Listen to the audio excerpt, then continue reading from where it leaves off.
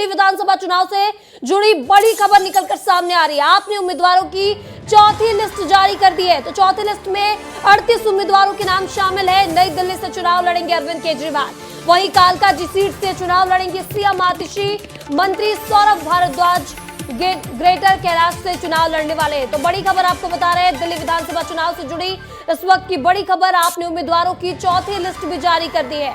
तो चौथी लिस्ट में 38 उम्मीदवारों के नाम शामिल हैं। नई दिल्ली से अरविंद केजरीवाल चुनाव लड़ने वाले हैं। इस लिस्ट में अरविंद केजरीवाल और सीएम आतिशी का भी नाम शामिल है। तो कालकाजी सीट से चुनाव लड़ेंगे सीएम आतिशी, मंत्री सौरभ भारद्वाज ग्रेटर कैलाश से चुनाव लड़ने वाले हैं। तो इस वक्त की बड़ी खबर आपको राजधानी दिल्ली से बता रहे हैं। विधानसभा चुनाव से जुड़ी ये बड़ी खबर है, जहां आम आदमी पार्टी के उम्मीदवारों की चौथी सूची जारी कर दी गई है। वही आपको बता दें, चौथी लिस्ट में 38 उम्मीदवारों के नाम शामिल हैं। इस खबर के साथ ज्यादा जानकारी के साथ हमारे सहयोगी अमृत तिवारी दिल्ली से हमारे साथ जुड़ चुके हैं। अमृत, दिल्ली विधानसभा चुनाव को लेकर बड़ी खबर है कि चौथी लिस्ट आम आदमी पार्टी की ओर से जारी कर दी गई है। किस किस के नाम है इस लिस्ट में?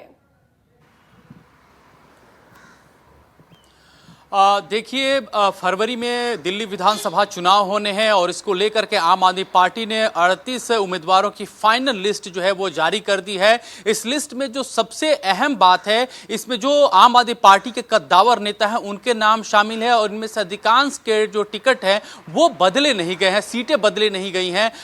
देखेंगे कि अभी तक जितनी भी सूची जारी हुई थी उसमें अधिकांश उम्मीदवारों का जो है सीटों में हेर फेर की गई थी, लेकिन इस बार देखेंगे जिसमें अरविंद केजरीवाल जो पार्टी के संयोजक है और पूर्व मुख्यमंत्री हैं, उनकी जो सीट है नई दिल्ली सिटिंग, यहां से विधायक है, नई दिल्ली से उन्हें टिकट दिया गया है। यहां से उनका जो मुकाबला है वो कांग्रेस के संदीप दीक्षित से होने जा रहा है, क्योंकि ये फाइट बड़ी इंटरेस्टिंग इसलिए मानी जा रही है। अगर आप दिल्ली के विधानसभा चुनाव के नजरिए से देखें कि अरविंद केजरीवाल ही वो शख्स थे जो संदीप दीक्षित की मां शीला दीक्षित थी, उनके पर बहुत जोरदार प्रहार किया था और यहीं से सत्ता उन्होंने अपने हाथ में ली थी, जिसके बाद वो लगातार दिल्ली की सिंहासन पे कायम है। तो संदीप दीक्षित से यह मुकाबला जो है बड़ा ही निजी और जाति तौर पे माना जा रहा है। दूसरी बात कर लेते हैं ग्रेटर कैलाश से, यहां से सौरभ भारद्वाज चुनाव लड़ रहे हैं। सौरभ भारद्वाज जो है आम आदमी पार्टी की जो सरकार चल रही है उसमें एक अहम शख्सियत है, मंत्रिमंडल में एक उनका अच्छा ऊंचा ओहदा रहा है। आतिशी के बाद वही नंबर 3 पे आते हैं अभी जो सरकार चल रही है।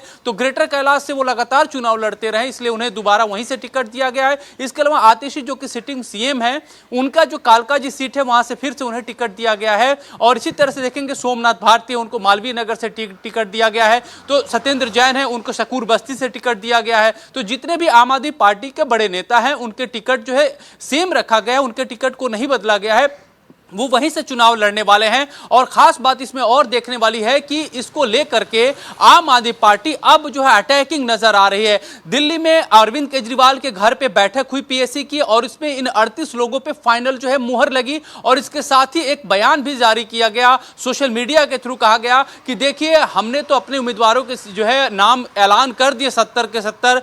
भारतीय जनता पार्टी इस मामले में पीछे है, ना उनके पास कोई चेहरा है और ना ही कोई विजन है। खास तौर पर अब आम आदमी पार्टी की रणनीति है कि भारतीय जनता पार्टी के पास कोई ऐसा चेहरा नहीं है जो मुख्यमंत्री के तौर पर प्रोजेक्ट हो सके, इस लिहाज से वो अटैक करना शुरू कर रही है। और दूसरी बात जो कि अक्सर हम लोग चर्चा करते रहे हैं कि आम आदमी पार्टी जो सभी सीटों पे समीकरण जो बदल रही है वो कहीं ना कहीं उसकी स्कूलिंग वो भारतीय जनता पार्टी की तरफ से आ रही है। तो ये सारी की स्कूलिंग की बात की जा रही है। और जो चौथी लिस्ट जारी हुई है अमृत, ऐसी लिस्ट है जिसमें पुराने विधायकों के नाम काटे नहीं गए हैं और कद्दावरों के नाम इस 38 लोगों के उम्मीदवारों के नाम में शामिल है। और अब रणनीति बनाकर आम आदमी पार्टी भी चल रही है और सबसे पहले अपने उम्मीदवारों के नाम भी यहां पर घोषित किए हैं आम आदमी पार्टी ने। अब देखना होगा आगे क्या कुछ होगा। इस तमाम जानकारी के लिए आपका बहुत बहुत शुक्रिया।